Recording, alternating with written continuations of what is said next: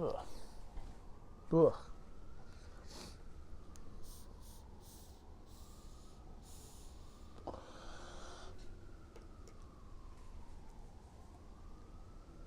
Welcome to the chat room. We got lots of games.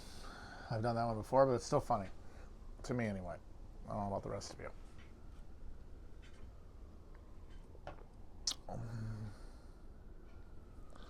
We've got posts that you can find for any you may need. If you need your posts, we've got your machine. Or your disease, whatever. I don't know. I was never a big GNR fan.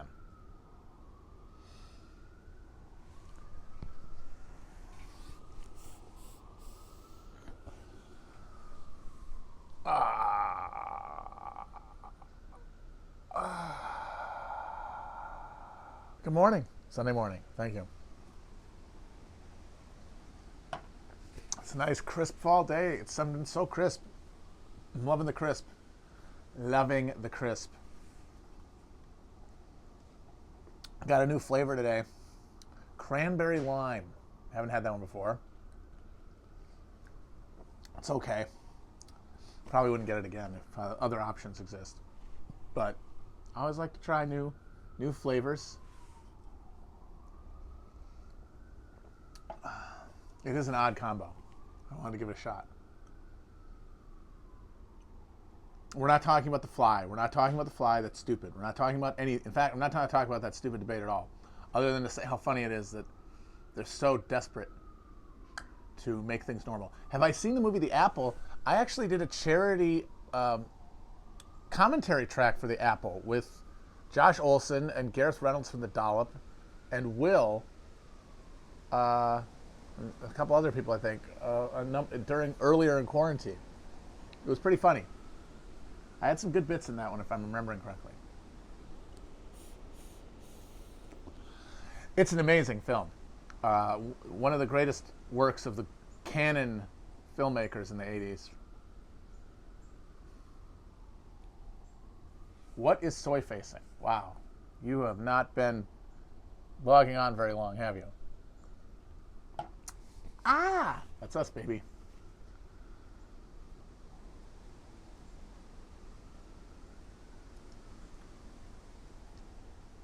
I have no idea what's going on with the second wave. I'm not plugged in any way. I'm just out here. I mean, yeah, I know the Hasids are going buck wild, and I thankfully don't live near them anymore. I used to live I think the ones that were going buck wild are in Borough Park. I think the ones in Crown Heights are a little more chill. They have not been beating people up anyway, and that's where I used to live. But anyway, I would rather not be around a bunch of people who refuse to wear the mask in public. So, but yeah, I'm far enough away from them that I keep my distance. And good luck to all that, I say. I do think it's funny where they're trying to act like, and trying to impose health, public health standards on the Hasids is like the Warsaw Ghetto. I don't know how the hell you keep pulling that out of your ass and expect people to keep accepting it as true and not eventually just rolling their eyes and giving you the old stroke off move.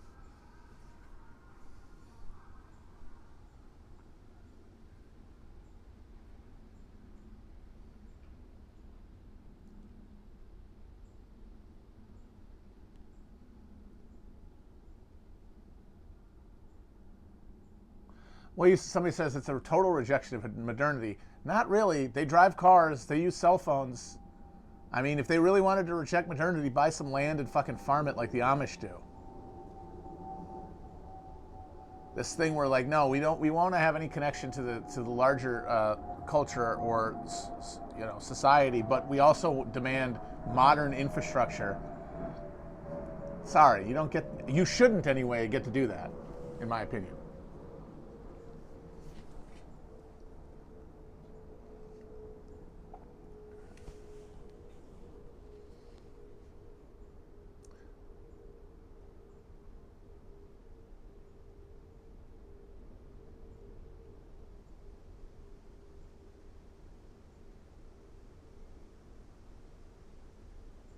Okay, so the thing I wanted to talk about to start off with is the case in Michigan.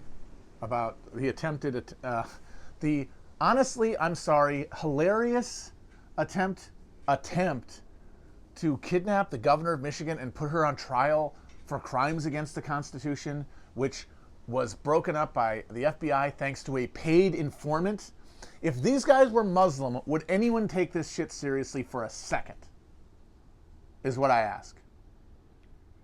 Would anybody who is freaking out now about how the Nazis are about to come and Night of the Long Knives anyone, would anybody be saying that shit? This is the exact same playbook the FBI ran for a decade when people cared about terrorism, which of course now they don't, which is hilarious. If you're old enough to remember after 9/11 when terrorism was the defining social anxiety for a good 5-6 years, now it's off the radar, and so we're all scared of each other. We're done going out there. Like Iraq was the last frontier. We can no longer impose our will on the world, and we all know that at some level. So now the new enemy is within. And so a lot of people who fucking should know better are freaking out because the FBI had some dude who wanted a PlayStation who got some yahoos to say, hey, you want to abduct the governor? And they go, yeah, let's do it. And now you got guys saying, oh my God, there was going to be a coup in Michigan. Thank God the FBI came and stopped them. The FBI, the guys who killed Fred Hampton and maybe MLK, they're your friends now. They're the good guys. They're the ones saving us from the Nazi hordes.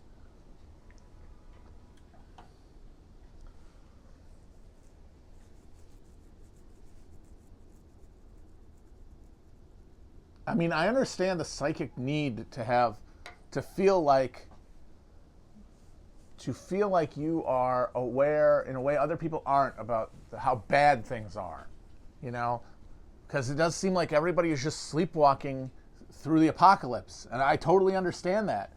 And people want some way that they can signal to others and themselves that they are not like everyone else. They're not as stupefied as everyone else. They see through. They're cutting through. And so one way to do that is to convince yourself that we're on the verge of some sort of Nazi overthrow of the government.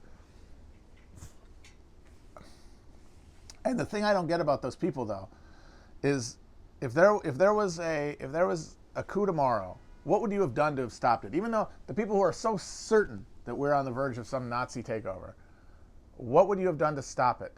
What position would you be in to oppose it if it happened? You'd post. You'd post.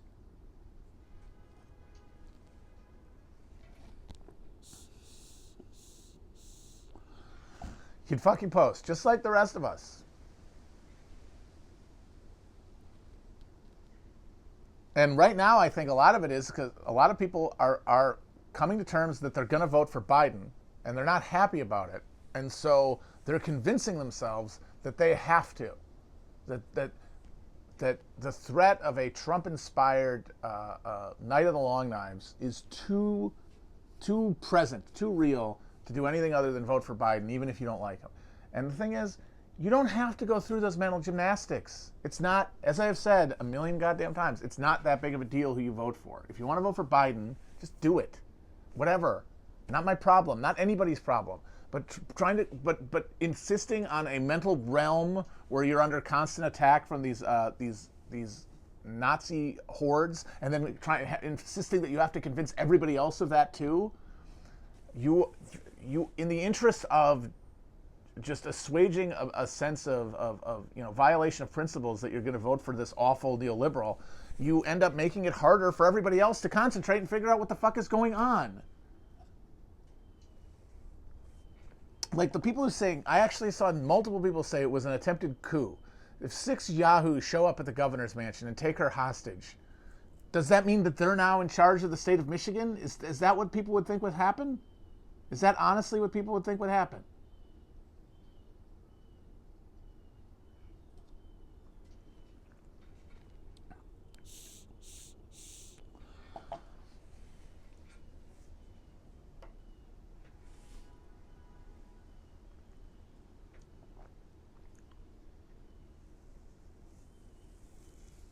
And I think another part of it is people want some sort of resolution to all this. People want a fracture point. People want to stop having to go to work. People want to stop having to pay their credit card bills, even if it means they're running from Lord Humongous. At least things are different. At least they don't feel like they're continuing to carry out these social obligations purely out of momentum, out of just the fact that there is no other alternative, and how horrible and empty that feels. A apocalyptic revelation of underlying conditions that breaks our social obligations. I think that's something that people are secretly, on all levels, craving.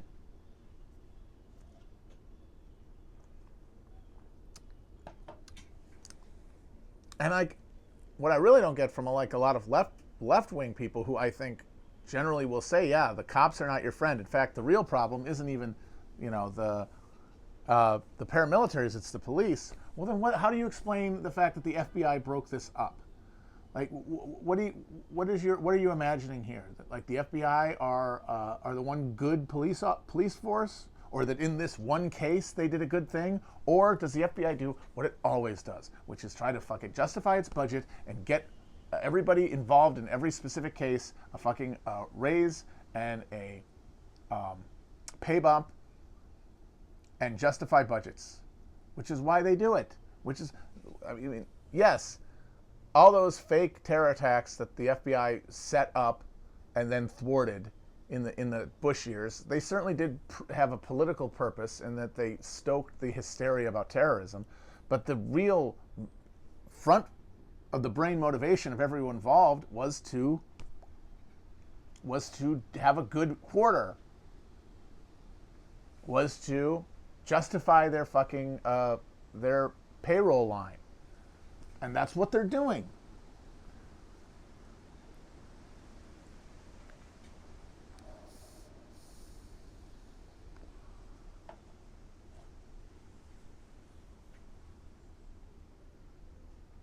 I think if there's one thing we can do, and there's very little we can do, which is what's so terrifying and so enervating and sad about the moment, and why people want to find a grand narrative they can cling to. If there's one thing we can do, it is sort of sit with our real conditions, as shitty as that is.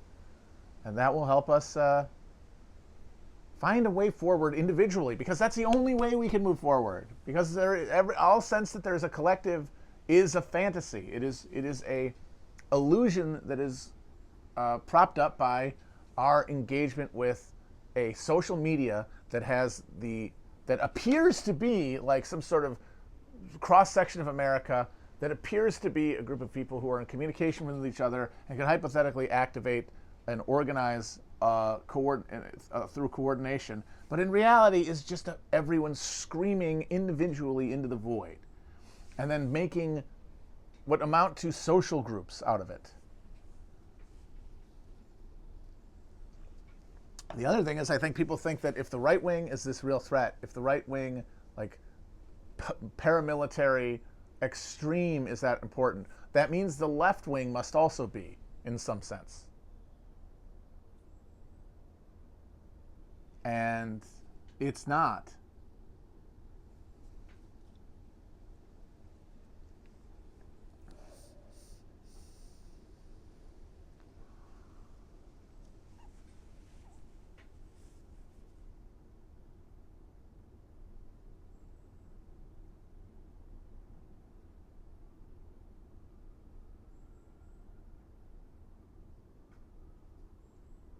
Oh, who is Lord Mungus? Lord Humongous. Lord Humongous from the Road Warrior. Walk away. Walk away from the gasoline.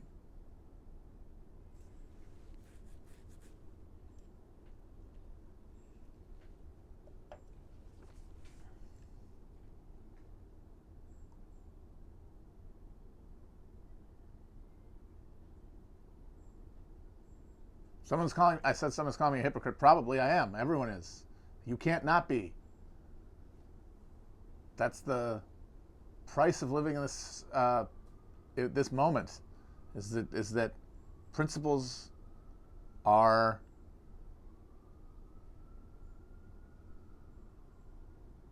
abstract.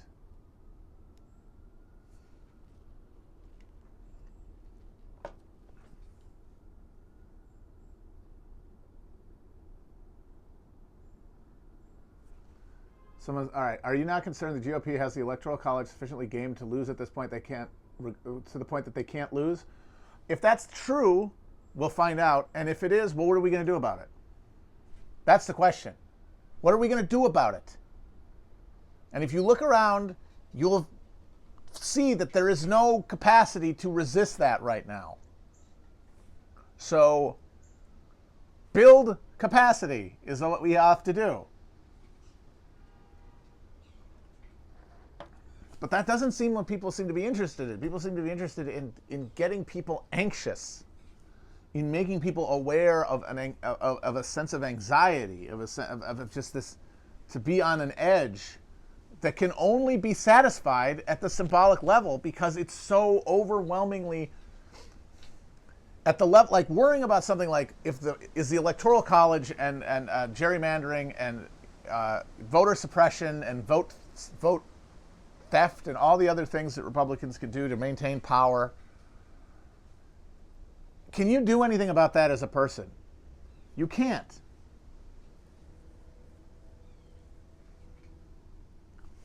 But you can fixate on it and obsess about it.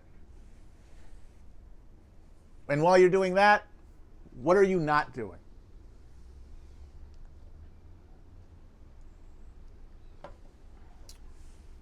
People are looking for instant ascension. I think that's it. People think that because the problem seems so intractable in their personal lives and in the world around them, there's so little social context to their existence, that if we focus enough at the highest levels, like where the real, because we understand that these things emerge from huge systems and structures that are beyond us, if we can concentrate hard enough at that level, we will be able to phase transition.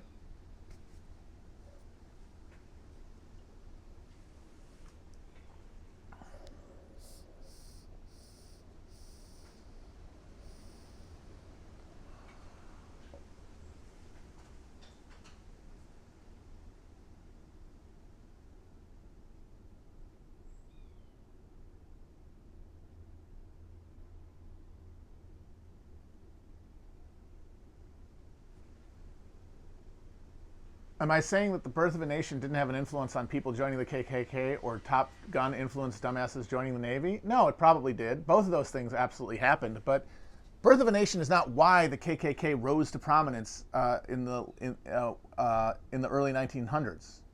That is not why it happened. The military buildup of the Reagan years was not caused by Top Gun.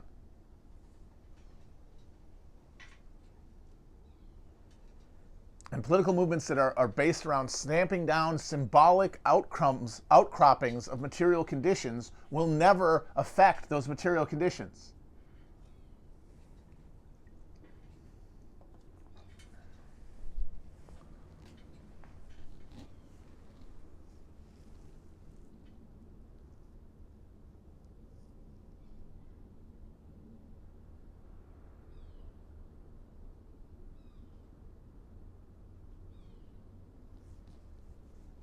Oh, who's manking? Everybody manking?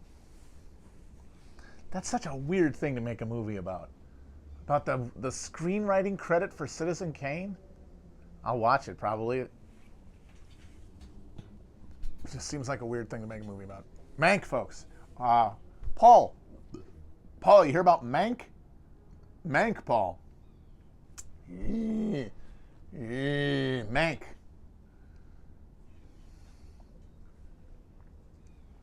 It's manking season. How bad is the Sorkin movie going to be? I mean, I already know what the gist of this is going to be. It's going to be those damn yippies, those children, those unrealistic punks, Abby Hoffman and Jerry Rubin. They undermined the work of real, effective political activists like Tom Hayden. And the thing is, if that's the case, I don't know how mad I'm going to be, because the fucking yippies did suck. I'm sorry. They were bad.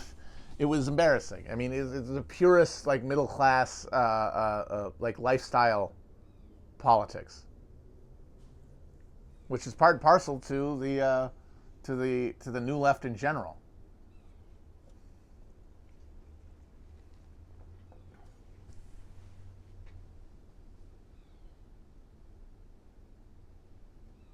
I mean, the fact that Jerry Rubin became a fucking like stockbroker or whatever, that's hilarious. Pretty. Almost, it's too on the nose. Like the fate of most of those guys is amazing when you look at what happened. Just the way that everything got subsumed by the culture, the '70s culture of like individual pursuit, because it was always an individual pursuit. It was just in the guise of politics, which is true of politics now too. I mean, we really are in a unique historical material condition where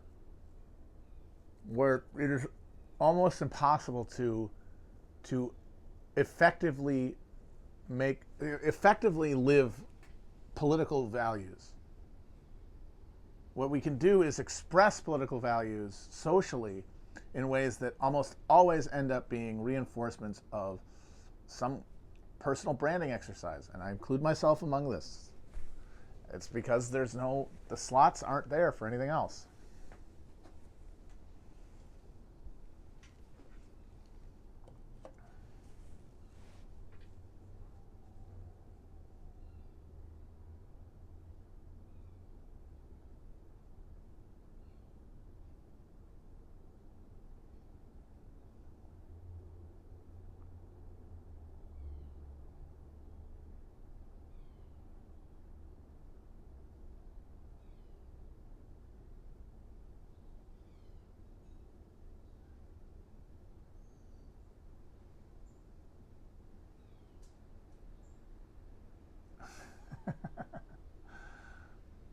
Way less apparently Abby Hoffman was less pro-intervention, whatever that means, than I am. Okay.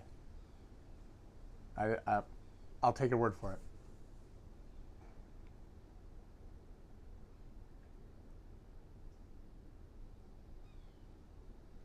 I don't hate anarchists. I just think that it's not.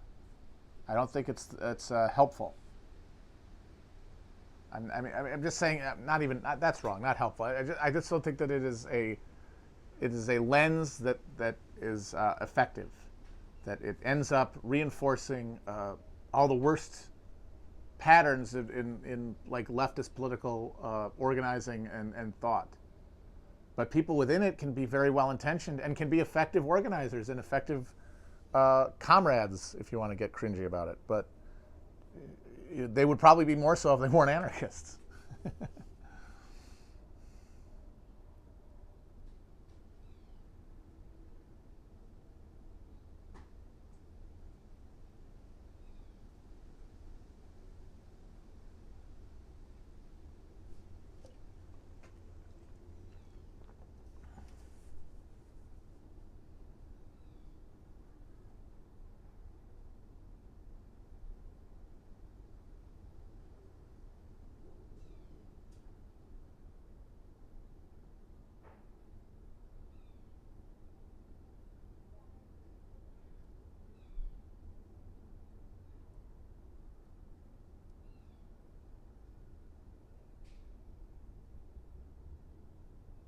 Got some weird comments here today. Threatening murder and such.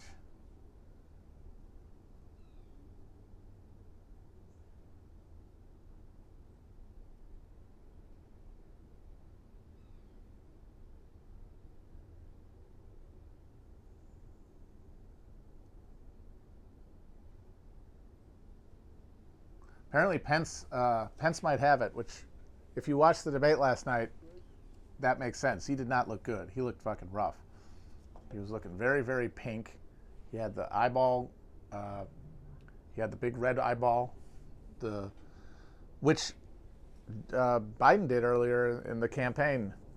Remember, he first in one of the primary debates, he came out just had a perfect red eyeball. I look forward to this as the new normal of candidates pretending not to be sick at debates and then just having parts of their body fall off.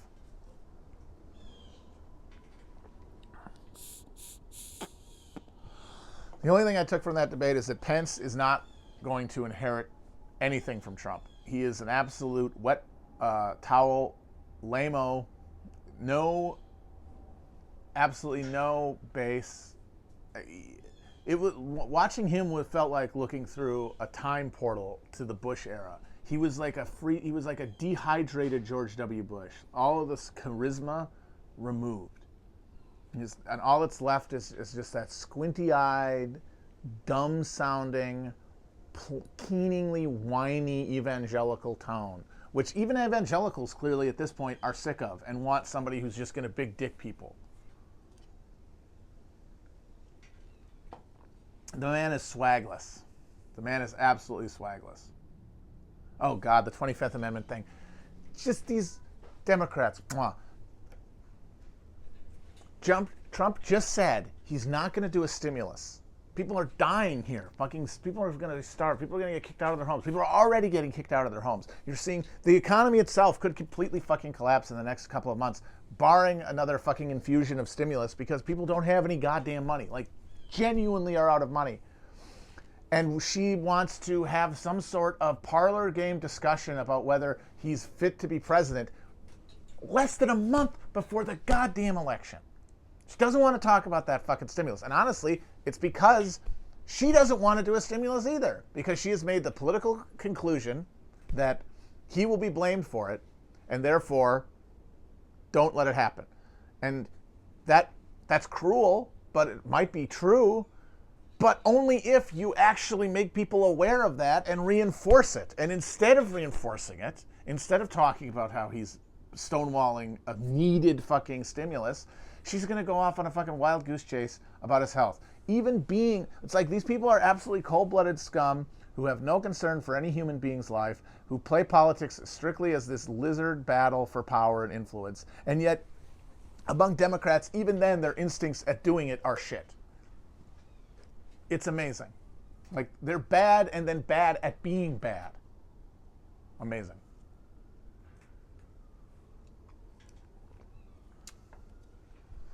What the hell? Congress has nothing to do with the 25th Amendment. The 25th Amendment is if a majority of the cabinet signs a letter saying that the president is not fit to perform the office. That's where the start of it is the cabinet. You think Trump's cabinet's going to do that? No, there's no role for Congress except to make this the story. And the thing is, all Trump has to do is keep putting out those hilarious videos where he's doing proof of life about how, you didn't know it, but I'm actually a senior citizen. You didn't know, and I didn't want to say it, but I'm a senior. I know, you thought I was 32. You thought I was too young to be president because of how wonderful strong I am. All he has to do is keep doing that, and people will be like, Nancy Pelosi seems like a hysterical maniac. I mean, hell, they might lose. Who knows? They could. Like I said, Trump winning in these conditions, Trump winning while dying of fucking COVID, that would also be very funny. So it's not like that's off the table as a possibility.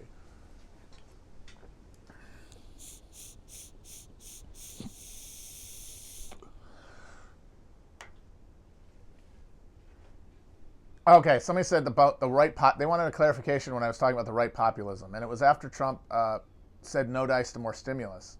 There's this persistent kind of wish / warning I see people make that the right wing, because the Democrats are so wedded to neoliberalism and refuse to do any kind of real populist rearrangement of the economy, that's going to leave a space for the Republicans to do it.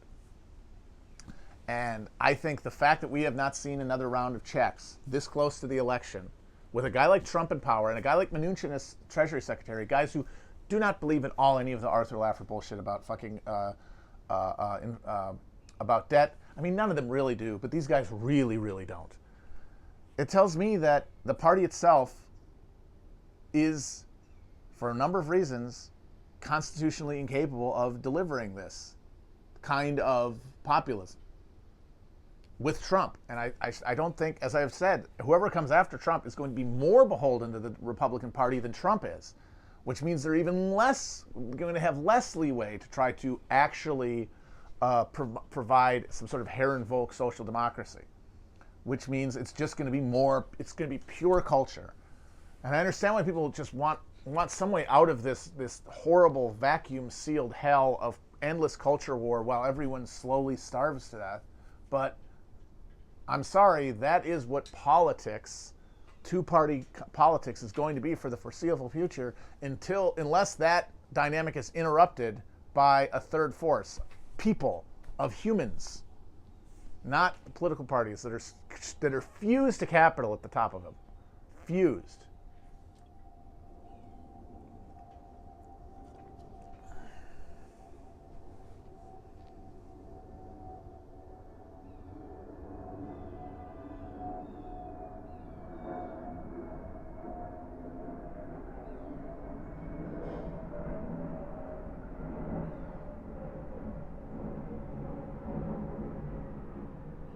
Do I think Trump ever smoked weed? Absolutely not. I don't think he might not even have done coke. The fact that he does those weird British antihistamines tells me that he's got, like, he doesn't drink, we know that. I think he's got some sort of weird phobia about losing control. And so he has to do drugs that aren't illegal, that are prescribed. The same way he has to get food from fast food places, where it always looks the same, and it has like everything he puts into his body has to have come from some multinational corporation. That's what tells him that it is a controlled product. Anything else, where'd it come from? What's in it? Who knows? He doesn't want it. No. So yeah, Adderall, probably. We know he's on all the weird decongestants, but I don't think he does. He would not do any illegal drug, because where'd it come from? Where'd it come from?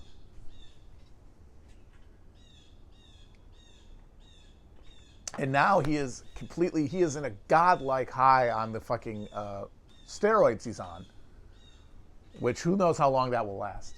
Although now he wants to push back the next debate, which tells me that he's still sick he's aware, not just that he's sick, but he's aware that he's sick. Because I don't know, I would think that if he was genuinely feeling better, he would want to have the debate, and he'd be like, yes, let's do it next Thursday. I can show America that I'm still there. And the fact that he's like, let's do it a week later, I don't know, man. Got to raise the eyebrow there.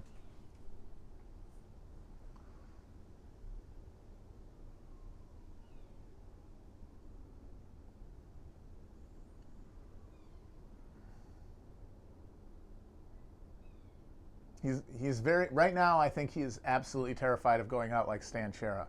He actually said in that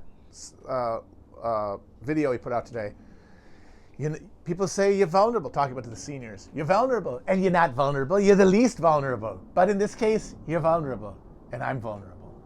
He actually said that. It's creeping in there, man. It's death of Ivan Ilyich. It's death of Ivan Ilyich territory for him. The eternal footman is holding his coat and snickering. But whether he'll actually go or not, I have no idea.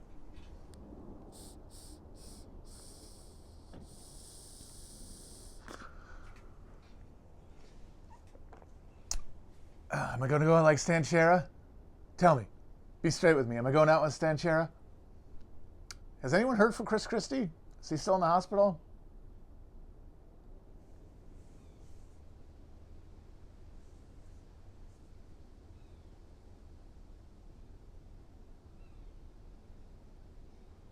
Yeah, cranberry lime polar.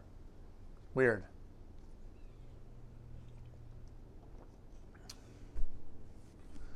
The best thing about that Stan Chera story is that and I know, at least in my heart, that it's not like he was worried that he had any kind of empathy for Stan Chera. It's that as soon as Stan Chera died of COVID, in Trump's mind, he became a fucking loser. He was a chump. Even if he might have liked him as much as he can like another person, which is very, very little, as soon as he died, he was garbage. And so now the thought, am I going out like Stan Chera, is, am I going to be a loser?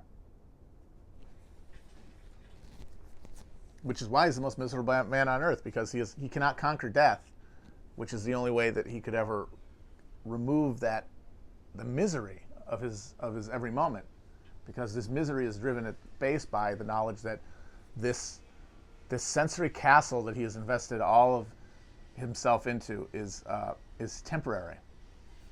Stan Chera died like a dog. Bye, Stan. Oh yeah, Mike Lee saying America is not a democracy. That's actually classic John Birch Society shit. That used to be a refrain of the John Birch Society, is that America is not a democracy, it's a republic. And they would, you'd always do it like a town hall or something, the cranks, because somebody would say something like, we're a democracy, and someone would go, actually, we're a republic. So this is old school paleo-conservatism making a comeback. And it's in defense of, the counter-majoritarian impulse that is now controls government.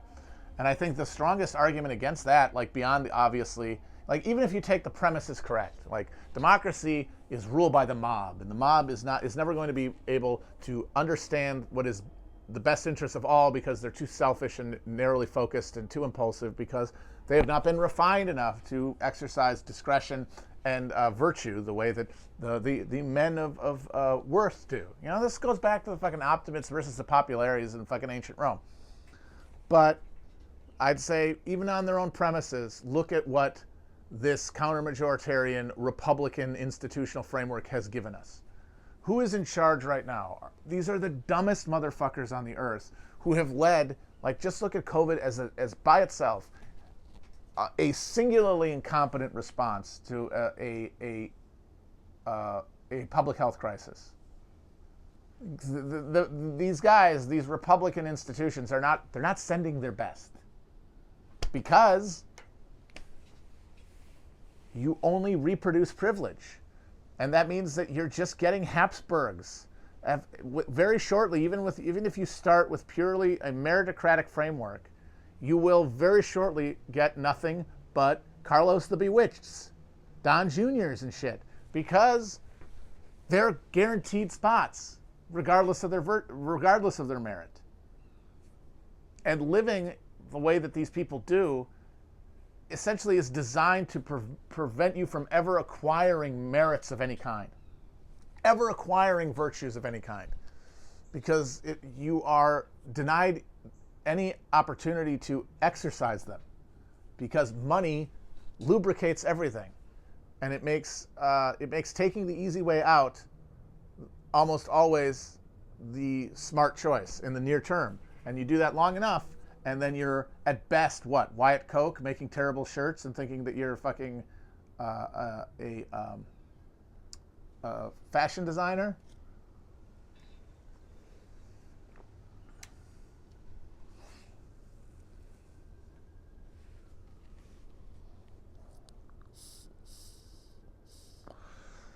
Hubie Halloween was not. I'd say it's probably the most enjoyable of the Adam Sandler Netflix movies that I've seen, mostly because it was such a self-conscious reference to the old Happy Madison movies that everybody liked, or more people liked. It's a weird mishmash of like Billy Madison, Waterboy, Happy Gilmore, all just like packed together. A little Nicky, I guess.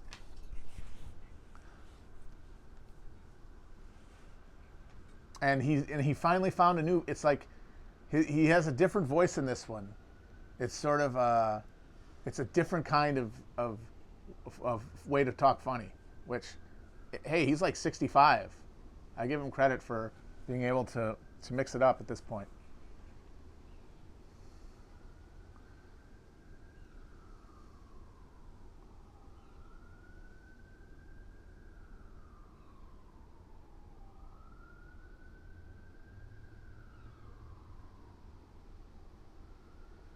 But that whole republic not a democracy thing is so funny because it's so transparent about maintaining existing power structures. Like, it's saying that these are inherently the correct power structures, basically because they persist, which makes sense given America's presiding ideologies and even religious ideologies, which is because this is the land of where we made our own destiny, right? This is the land where people came from other places to inscribe the land as we wanted to, because it was a continent's worth of free real estate expropriated from people who were not part of any kind of understanding of the public, that wherever that money ended up, wherever that power ended up, wherever that land ownership ended up, after through that process, by definition, is the correct where it should have ended up. And attempts to change that distribution are interfering with God's will in a very real sense. Interfering with, even if you're not religious, interfering with the just distribution and the most efficient and most correct distribution, because it is the distribution that currently exists.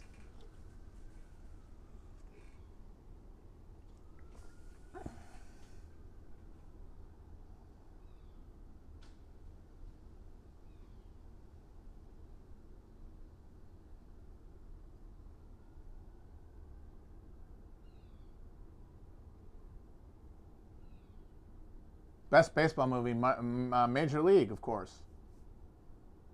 I did see Color Out of Space. It was okay. I didn't love it. I did think that Cage was fun, and the fact that he did a Trump impression like his dad, because the whole thing is he turns into his abusive father over the course of the movie, and that his abusive father voice is clearly him doing a Trump impression. That was a fun choice. But it shows you how the Trump era has totally destroyed art in a lot of ways, because he is not a person who really we should be thinking about that much. And I know that's hilarious for me to say. I mean, in terms of making art, making stuff that's supposed to speak to deep, like if you're trying to adapt Lovecraft, you're talking about existential questions, man's place in the universe. And to bring him into it, it's kind of, it's a little, even if it's entertaining, which it was, it's also a little depressing, because you just think, oh, like this figure, this pathetic figure, is now the lens that we're going to look through all of our most important questions through.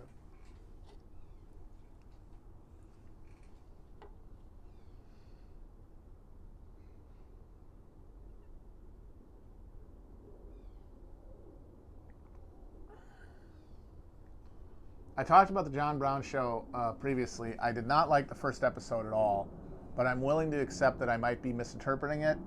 Honestly, when the character at the beginning said, some people call him a bullshit white savior, that kind of soured me on the whole thing. And it's going to be hard for me to evaluate it fairly after that. So I'll have to watch a few more episodes to see if I can get the taste out of my mouth from that.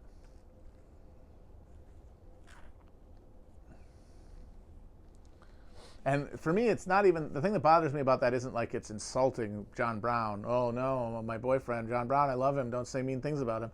It's more that just that I don't think that is that is such a contemporary framing, that having it come out of the mouth of a character from the 1860s, to me, it just flashed to me like, oh God, no, this is another one of these movies. This is another one of these shows. This is another one of these things that we're all seeing, which is, how can we take the past, that alien country, and instead of trying to understand it, try to turn it into now. So take it out of its context and just flatten it into something that we can recognize. And doing that, to me, robs it of any of its magic or what makes it interesting.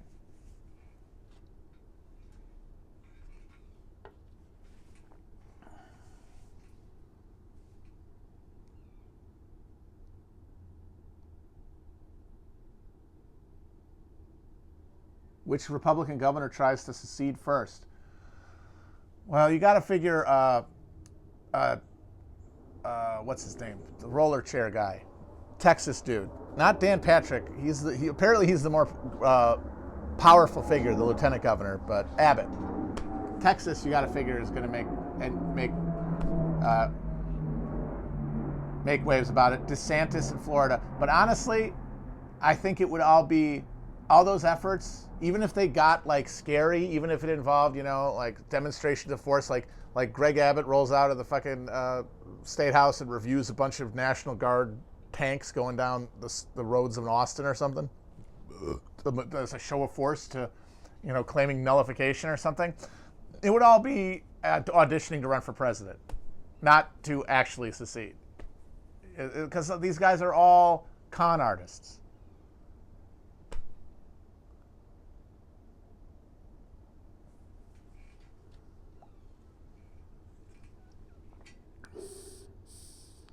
And that honestly is one of the saving graces of the right wing in this country, is that it is increasingly being dominated at even the highest levels, at the political level, not yet at the level of capital, but at the political level, by true believers, con artists, and people who are both. People who have conned themselves so that they can con others. And what that means is that they can't coordinate any better than we can. Everybody's got his hands in each other's pockets.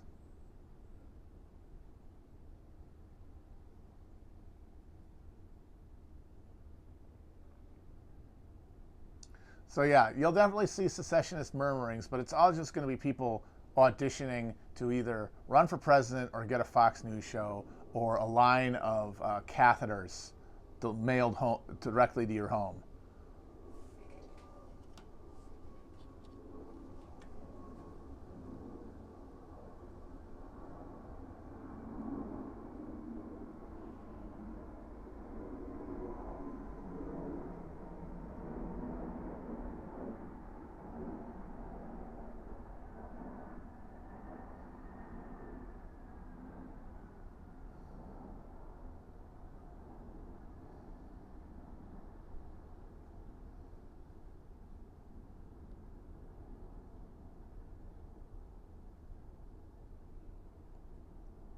I don't think the Republican Party is going to fracture. Someone asked if it's going to fracture.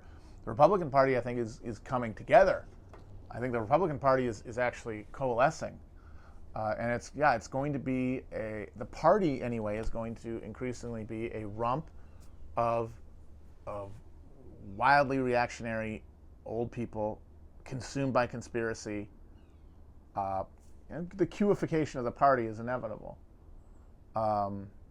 But that's just part of a greater trend of as politics is going to accelerate further and further into spectacle, and as conditions deteriorate more and more, and people are forced to create more and more elaborate fantasy narratives to explain why things keep getting better, keep getting worse, no matter who's in charge.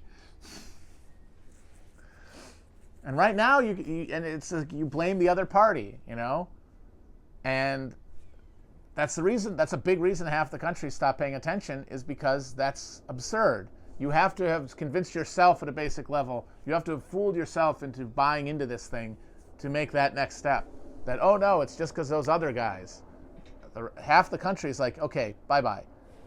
And so the Republican Party is going to pack tighter together. The Democratic Party, on the other hand, I think there's actual fracture lines there.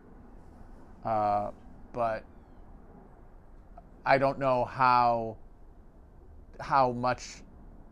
resilient this. I kind of assume, honestly, the system's resilient enough, and Republicans getting worse and worse will basically be the glue that keeps the fracture from happening.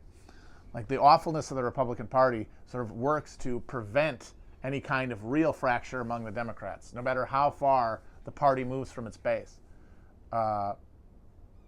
All part of this, all as expressions of the same phenomenon of generalized deteriorating conditions. It's brilliant. Nobody drew it up like that either. That's the amazing thing. Like, at this point, that's what this system exists to continually diffuse popular hostility to actual power holders by directing anger towards scapegoats, either an enemy political party or a other within the body politic that must be expunged. And then everybody else just checks out. But nobody ever sat down and drew it up that way. Water finds its own level.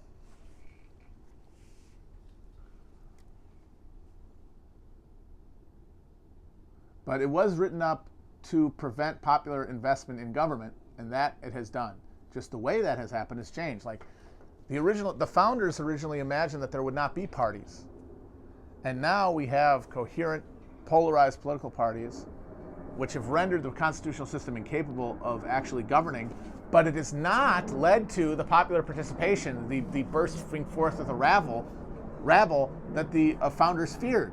Because the parties themselves over the years have emerged as middlemen between capital and the public, and have fused some behind the scenes in such a way that they act as one organism, which was something that was never conceived of by the original founders, but which helps to carry out the original idea, which was to keep people out of government.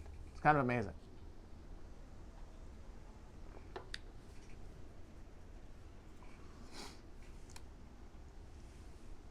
And that's what happens when the system can continually adapt, because social pressure is continually vented off, which is what American exceptionalism is based on. Our ability to vent off social conflict, which is going away. Our ability to vent off social conflict is reducing over time. But now we have this new thing, the internet. And I think when I've talked in the past about how the frontiers closed in and there are no more places to imagine American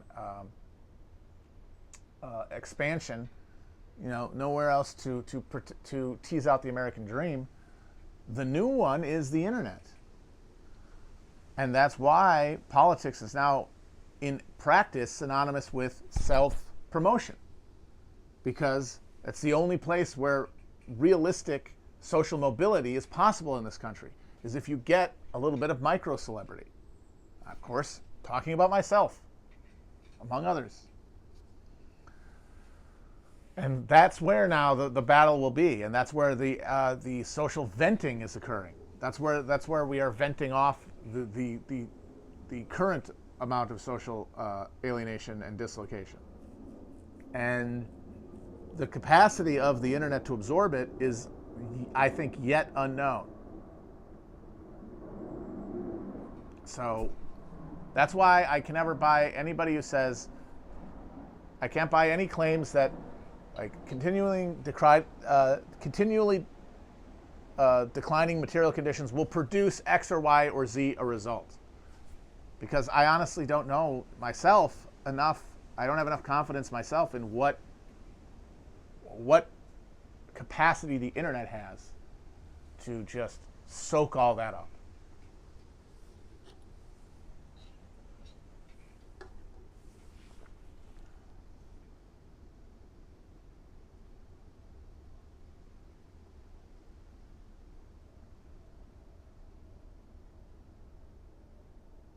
Ranked choice voting is not a bad idea.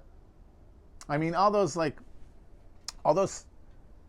clicks and whistles are fine, but they're not going to do anything by themselves. And the best example of that is Australia. Australia has a lot of the features of their electoral system that people in America pine for, and they have awful politics. They have less of a live political. The Australians have less of a live political spectrum than we do, even though they have ranked choice voting. Hell, they have compulsory voting.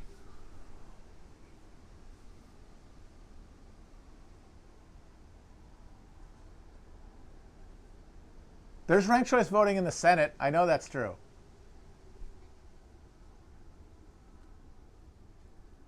Don't they have it in the Senate? An actual Australian told me they had ranked choice voting in the Australian Senate. The fact that they have a Senate, by the way, is hilarious. Why would you do that? Why would you do that?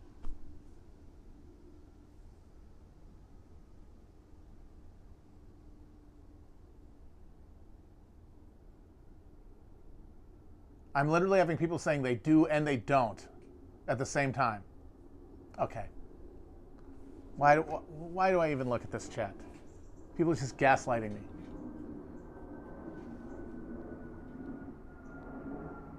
Oh, Ireland has ranked choice voting? My God, you want to talk about a moribund political spectrum. Holy shit. I actually respect that about Ireland, is that they don't even pretend like their two main political parties have ideological differences. It's really just what side of the Irish Civil War you were on. That's it. Which is what we had for a while here. Democrat, Republican, it was basically what side you fought the Civil War on. And they've just stuck with that as the defining characteristic. It's kind of impressive. Is Sinn Féin the official... opposition now? Because I know they have a unity government, right? After the last election, is Sinn Féin the official opposition?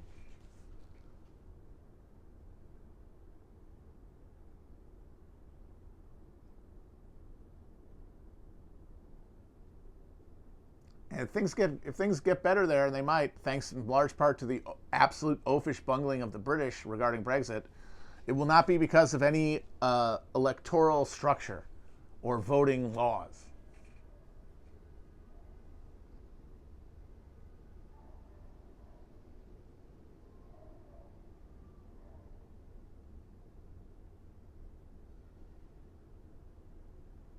I have no idea what's going on in Brexit. After Corbyn lost, I, as a treat to myself, I said, well, this is terrible, but the good news is I don't have to pay attention to British politics at all. And I have not. If something big happens, if they reunite Ireland or like Scotland secedes, let me know. But I am not paying attention to that fucking cursed island anymore.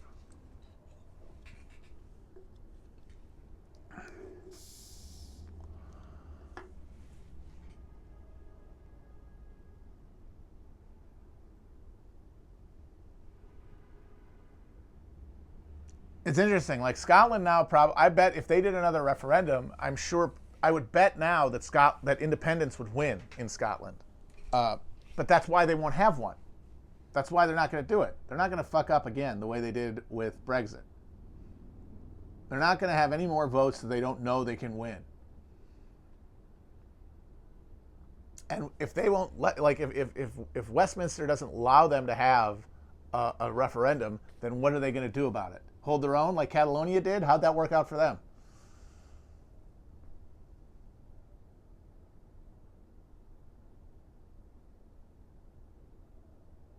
I gotta wonder though, like, what's the point though? You're gonna rejoin Brussels so some other fucking foreign powers can dictate the terms of your austerity?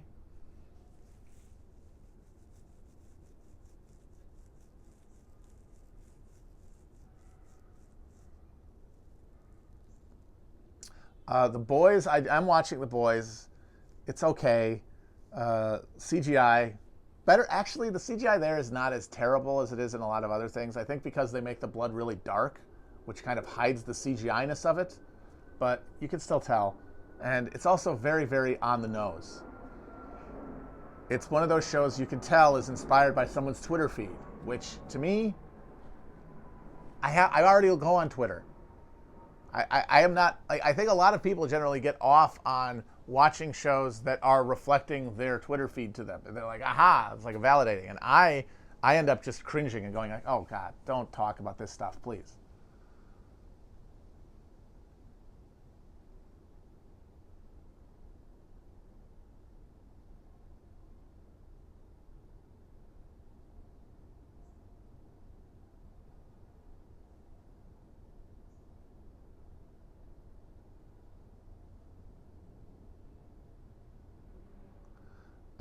Fargo is now it's three episodes in. Not encouraged. Not encouraged. Not liking it. Not a lot of good shows right now.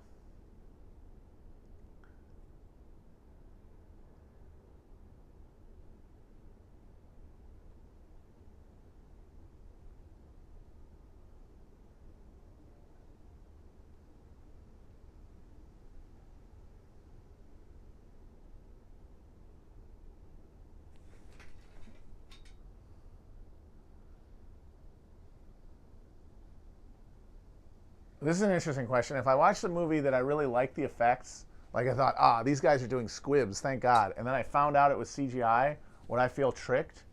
I think I would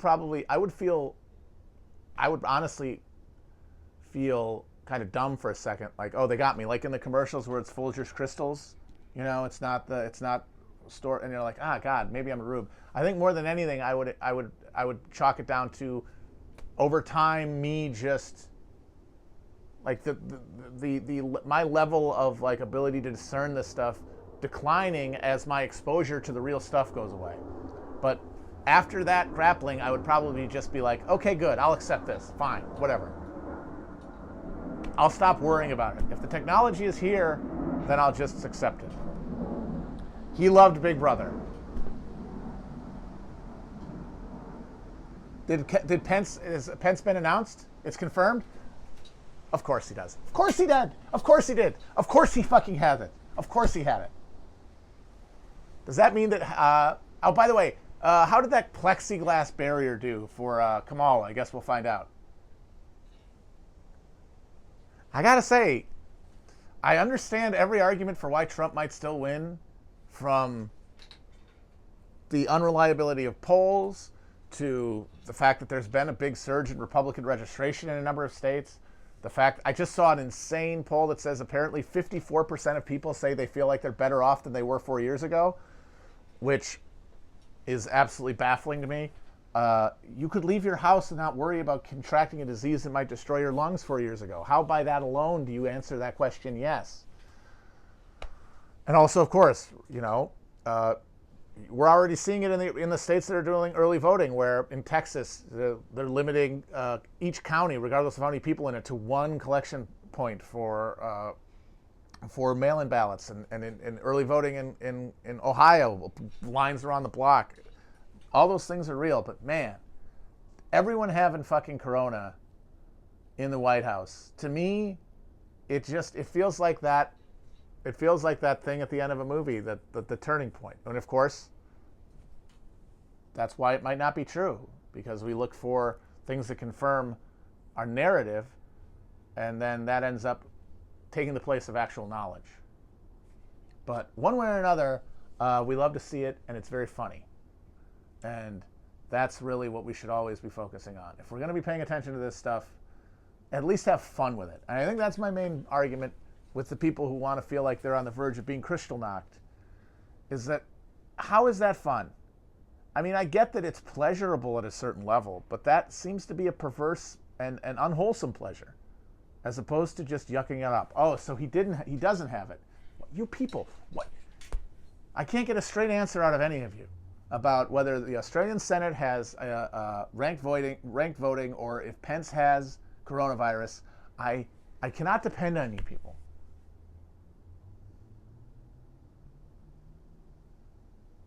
I'm being gaslit. I am being gaslit by you people. And you know what? It's not okay.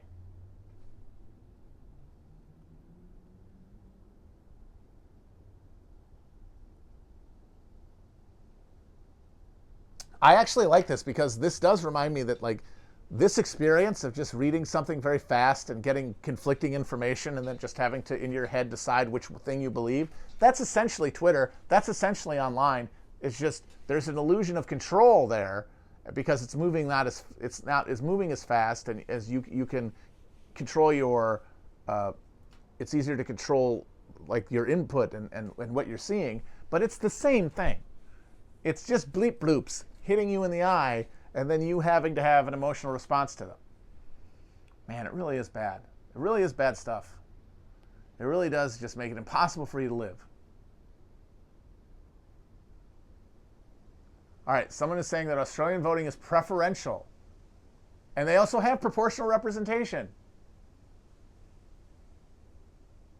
So, one way or another, it has a lot of the features that people demand that we add to the American electoral system in order to make it more responsive, but has not made its politics any better. All right.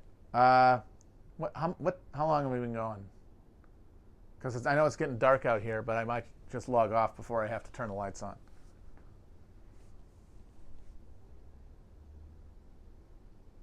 Okay, we're over an hour. All right. Okay, guys, before the lights don't go out completely, before the darkness comes in and swallows us, it's time to take it sleazy. See you guys later on the Flip Floop.